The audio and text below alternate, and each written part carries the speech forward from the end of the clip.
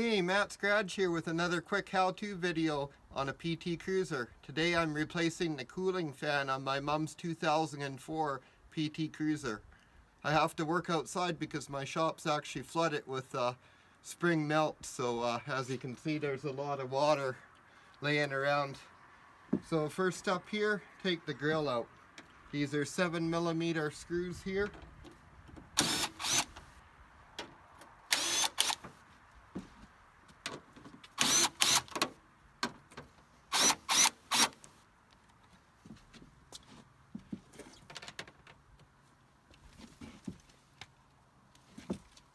Now these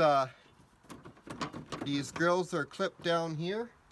So what you do is you pull them out at the top and kind of work them out and up at the same time.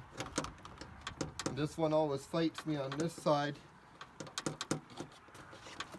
There we go.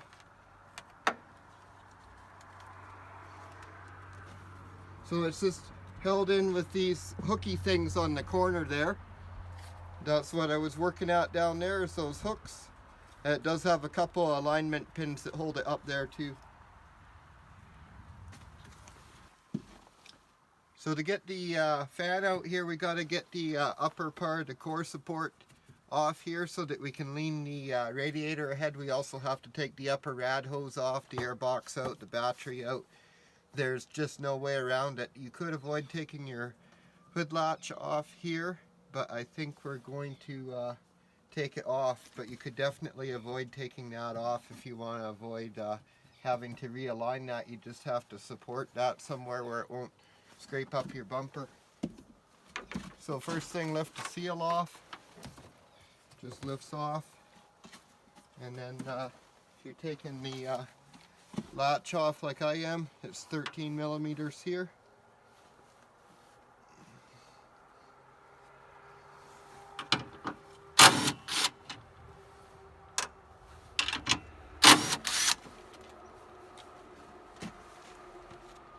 And then you just want to watch out because see, there's a shim in behind and you want to keep track of where that shim came from is all.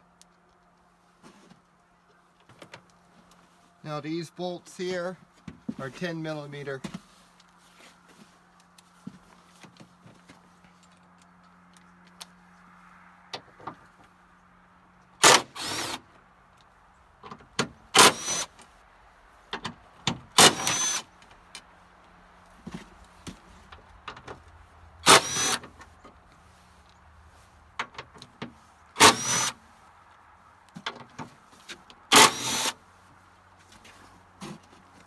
And then another 10mm nut down here on this sensor.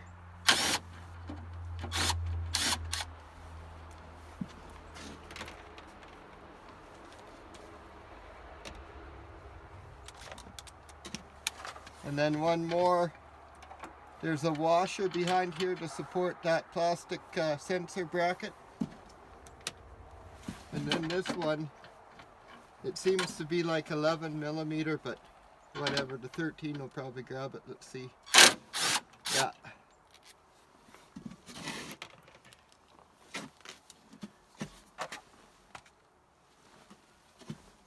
And then you can just lift this straight up. Might catch up on the fender a little, but just like that. Now you can see the whole radiator assembly can move around. So I'm just going to get the air box completely out of our way here. So just a 8mm on the hose clamp there, or you can use a flat blade screwdriver as well.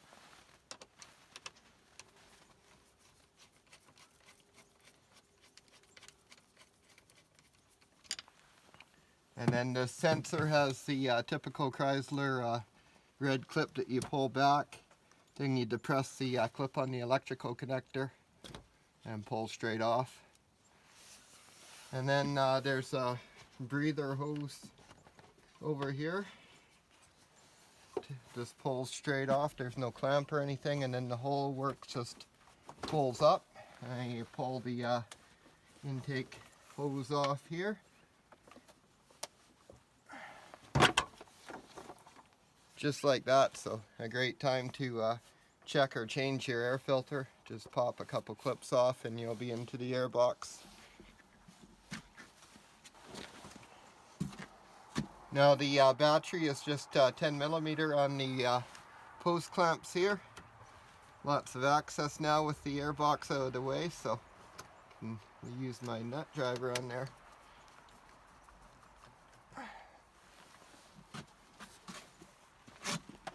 You can see we got some snow overnight, spring storm. That's Canadian weather for you. Okay, and then it's a 13mm down here on the battery hold down clamp.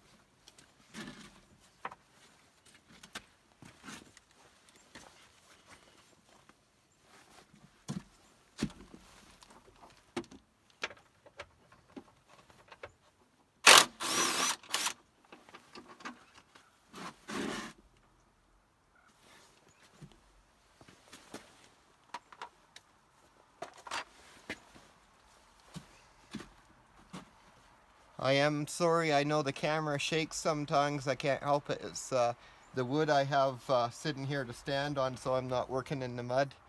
My shop is flooded out right now, so this is the only area I have to work, so. Okay, so the batteries just kind of angle and lift out. Actually, no, I'm pretty sure the battery tray needs to come out as well. Anyways, with my impact gun, it's easy to get out, so it's just 10mm, 5 of them in there, so. And then there's one sensor.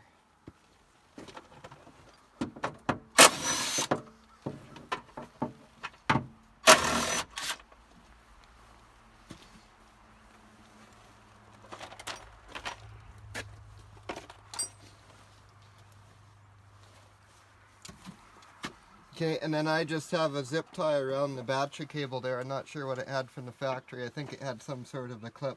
So I'll just cut the zip tie. The other side has a metal clip. And then there is an electrical, like a temperature sensor underneath. Yeah, yeah, it doesn't have the red tab on it there. It's just squeeze and pull. There's no lock tab on it. So, okay, so I'm just going to be removing the upper radiator hose here. I'm going to be trying to avoid coolant loss, so that's what the bungee cord here is all about. I'm going to try and hook it to that clamp as soon as I get it off. Hold it up above the water level. So I just find my Irwin channel locks work great on these spring clamps. Yeah, as it slips off.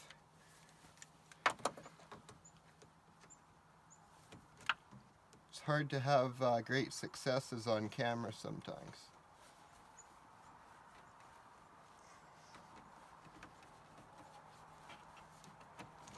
There we go, that was pretty painless.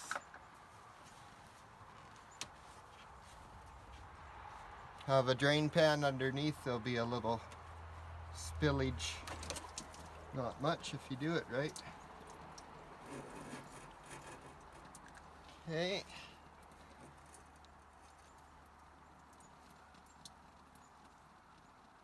Now the problem is going to be holding this.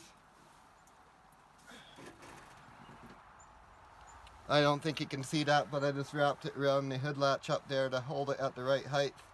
So there, that's up and out of the way. Now I'm going to put a shop towel in there. Always plug off open hoses and ports or anything, because you don't want a bolt or something falling in there.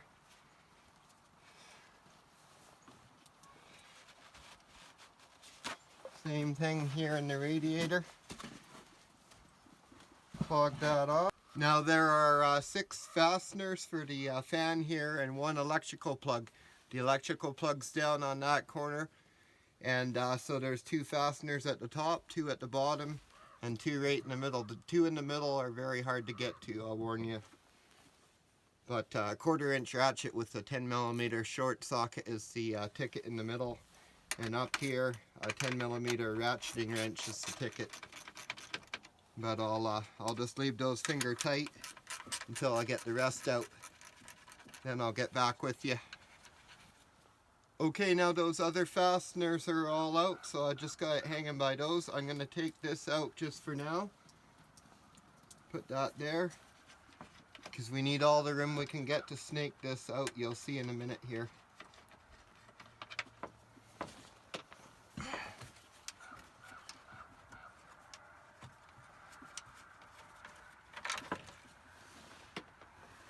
Okay, now you do have to lean the radiator ahead, but do be careful because you've got air conditioning lines, and also the radiator mounts in rubber, but it's got these plastic dowels that go down into the rubber. If you pull too hard, you could break those right out of the tank.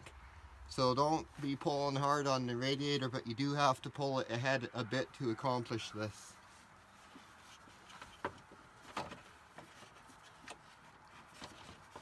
So you have to move it over to the driver's side a bit. And once you get that lip over there, you're pretty good. Do be careful, watch your dipstick, and you might want to even take it out before you start, just so you don't bust it off.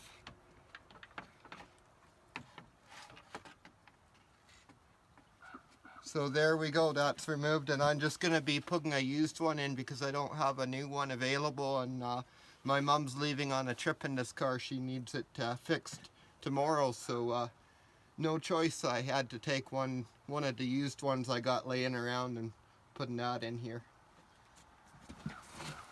So the main symptom this car was exhibiting is like a rough surging idle, and the air conditioning was cycling on and off, and that's the result of the fan not engaging to the high speed setting.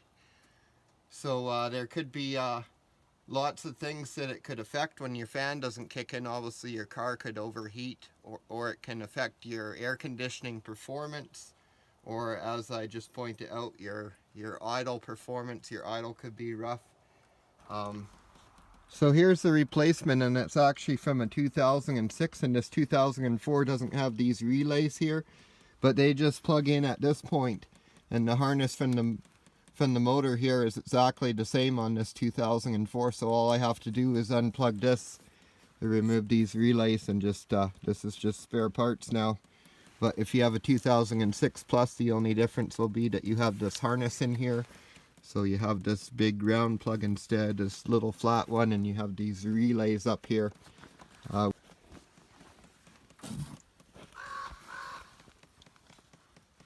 So I'm just going to try and pop this clip in front of you, and it's kind of stubborn, so I got this little pry bar here. Should work perfect. Just work it up. A little hard to do one-handed, but if I can do it with one hand, you should be able to do it fine with two. And then you leave that plug clipped into there and just pull down on this plug. Sorry, I'm trying to hold the camera and do this. There we go. So now I'm just gonna pop all those off with my clip pliers, and be good to go here. So if you own a 2006 Plus, the only difference will be this plug is 4-wire because of the relay harness here, but it's still just a 3-wire fan motor. Okay, so now we're just dropping the new used one in.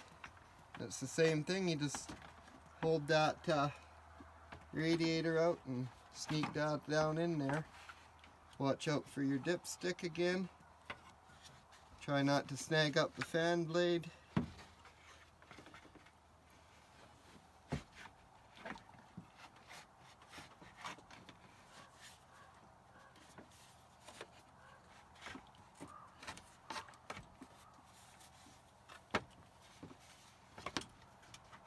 Okay, and now from here it's just a reverse of what we just did.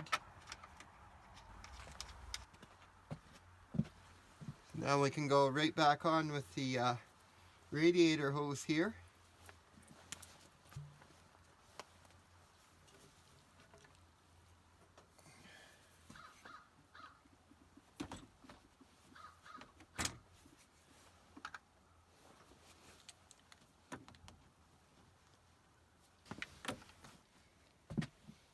Now we put the battery tray back in.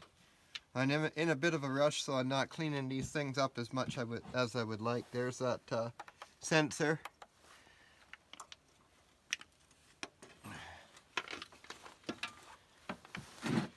Yeah, I normally would stop and clean all this up, but as you can see, the snow is still falling here, so one quick notation on these 6 fasteners here.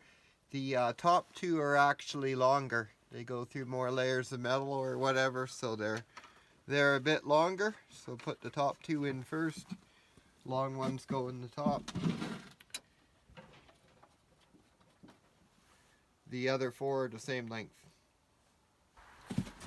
So actually tighten these 4 first, so that'll pull it back and line up these. Make sure you're lining up with the marks in the paint from where they were tightened before if you can.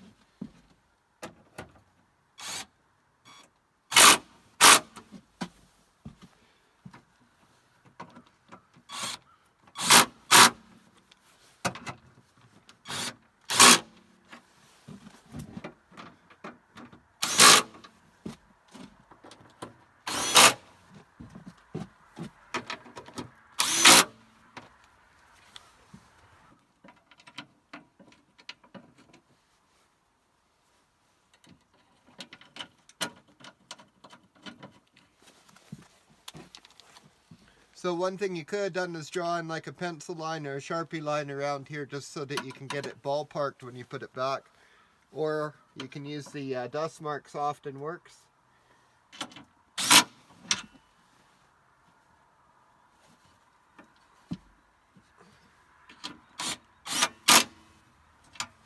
Okay, so we'll try it there.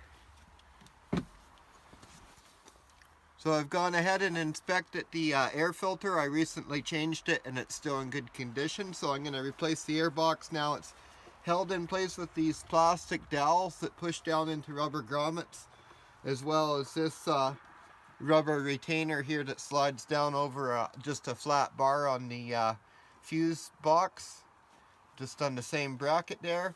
Then that breather hose I was talking about earlier, that plugs into that port there. And of course you just hook that back up.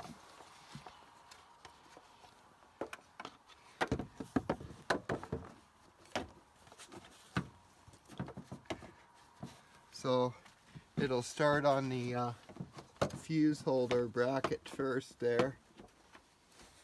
And then you just line it all up straight, and when it's all lined up you just firmly push down.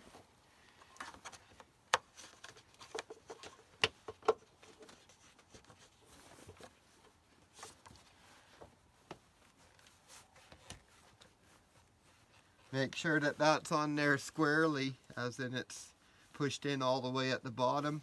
Line your clamp up sort of in the middle of, see it's got that sticking up there, that retainer on the clamp. Make sure it's in the middle of the slot so it's not binding.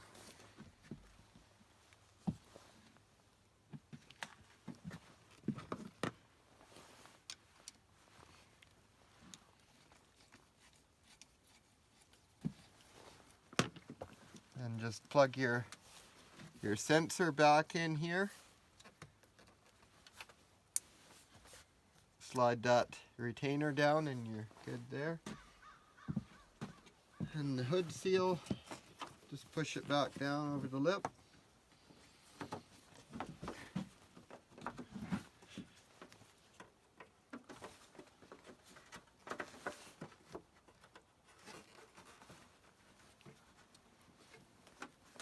So yeah, like many procedures on the PT Cruiser, it's fairly entailing. There's a lot of parts to come off, but it's not terribly complicated. These are all easy and quick parts to get off, so it looks like a daunting task, but it's really not. It's quite easy and enjoyable. So before you go replacing the grill, you do want to check the hood to make sure it latches. Make absolutely sure that if you are using this back here on the cowl for a tool shelf like I was, that you take all your tools off there before you close the hood.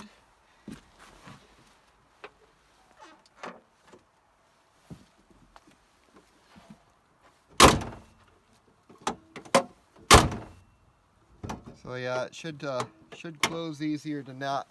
Give that another try.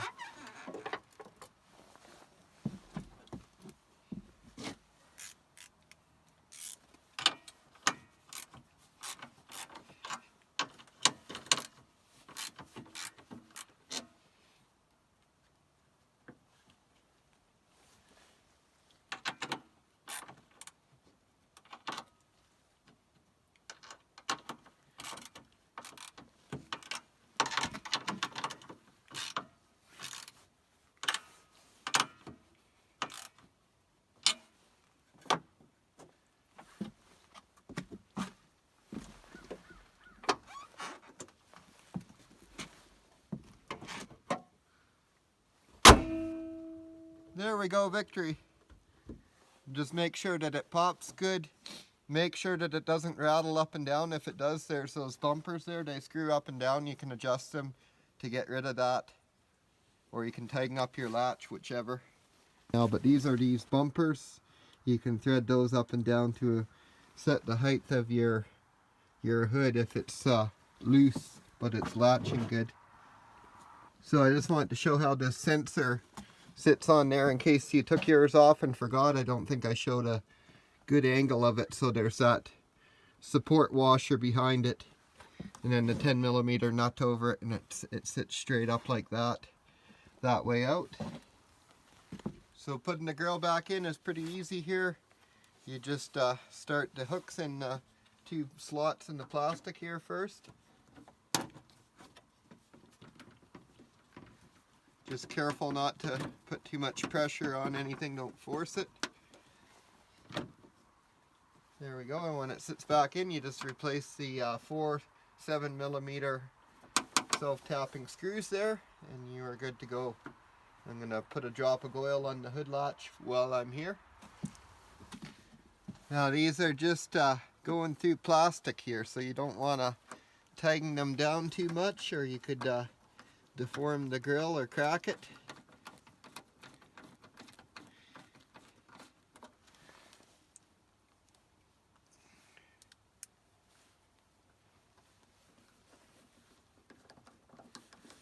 You can line up the marks on the paint so that you get it exactly how it was.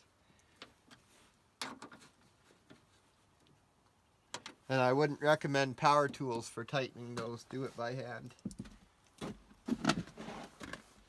So the very last thing we have to do is top up the coolant that was lost when we took the upper radiator hose off. So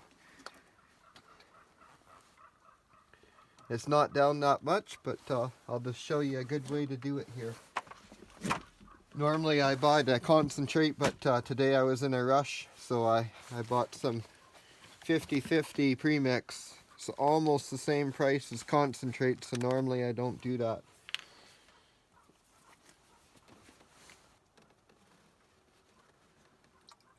Okay, now what you want to do is reach over here and just squeeze the hose on the elbow, and keep this squeezing it to purge up any air bubbles that are in there.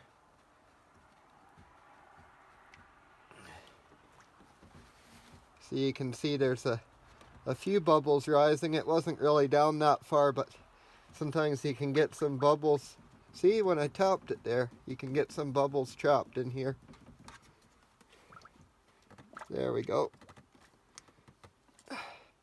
You don't want those air pockets circulating through and airlocking your cooling system.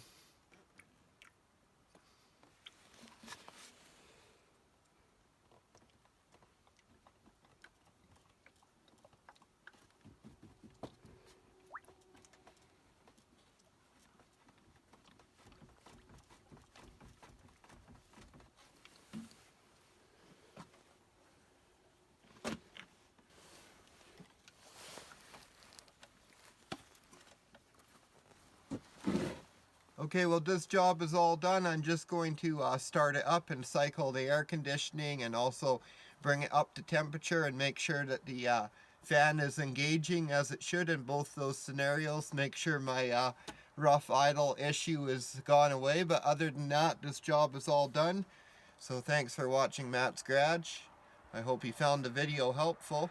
Don't forget to like and subscribe, and have yourself a great day.